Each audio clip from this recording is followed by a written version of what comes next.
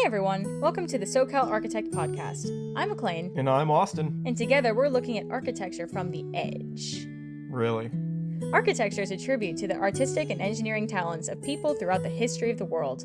Studying architecture in school has given me a new appreciation for the structural technologies that have existed for thousands of years. Arches, flying buttresses, and the dome. We know what a dome looks like and the transcendent language it carries. Domes soar upward into the sky and bring to the mind the might of the heavens. Well put! To emphasize how heavenly domes are in their symbolism, many are completed with an oculus, an intentional hole in the top of the dome that lets sunlight effuse into the space. You are likely familiar with some of the most famous examples of domes, the Hagia Sophia, the Dome of the Rock, and the goat of all domes, Rome's the Pantheon. The technique for building the Pantheon was lost though, wasn't it? That's right.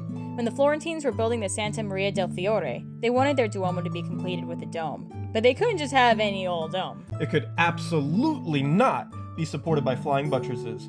But how to find someone who can do that? The solution chosen was this: create a competition for the burgeoning geniuses of the early Renaissance to choose who to get to tackle this challenge. Enter Fillippo Brunelleschi, goldsmith, clockmaker, Renaissance diva, and Playboy genius. Having lost the competition to design the baptistry's doors to his rival Ghiberti, Brunelleschi left for Rome to study classical architecture and especially the Pantheon. When he came back to Florence, he was ready to begin the build of the most grand dome ever attempted at that time. Let's do a quick breakdown. The dome consists of two shells. First, the interior, decorated for the delight of those inside the Duomo, and constructed out of herringbone-laid bricks, which is more structurally strong.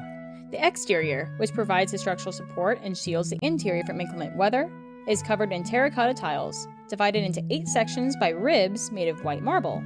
Each shell is divided up into 8 penantives. Between each shell is the passageway. Guests can climb 463 steps to get to the lantern at the top of the dome, which sits upon the seraglio, or ring, at the top. The lantern's weight acts as a counterweight to the thrust forces of the inner shell of the dome. Brunelleschi's rigorous studies in Rome weren't the only key to success here. Brunelleschi was an incredibly meticulous planner and is considered to be the father of modern construction supervision.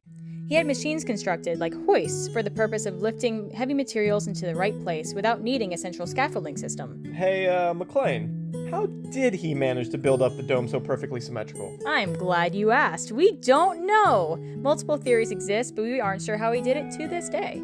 That's pretty crazy. Did Brunelleschi design any other works?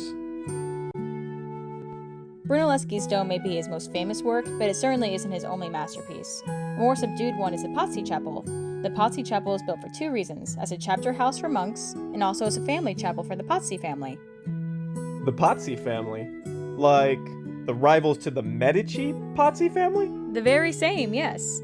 The Cathedral of the Santa Croce is adorned with the lavish and hip Italian Gothic stylings of the day. Lavish and hip? But the Pazzi Chapel nestled on the property is notably styled after classical architecture. What makes the Pazzi Chapel classical architecture, though? Just look at the main forms: a square, a dome on top, and 2 symmetrical wings. Engaged pilaster columns flank the perimeter. Their Pietra Serena marble stands out against the white marble walls. 12 roundels in the space depict the 12 disciples of Christ against rich blue backgrounds, and the 4 evangelists take a more prominent role upon the edges of the dome, which is not particularly decorated. Wow. The light from the oculus shining in on the white and black marble of the dome is incredible.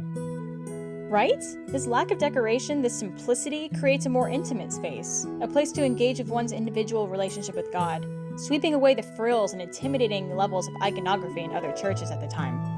I notice that the smaller dome in the chancel has a little more artistic flair. See the astronomy?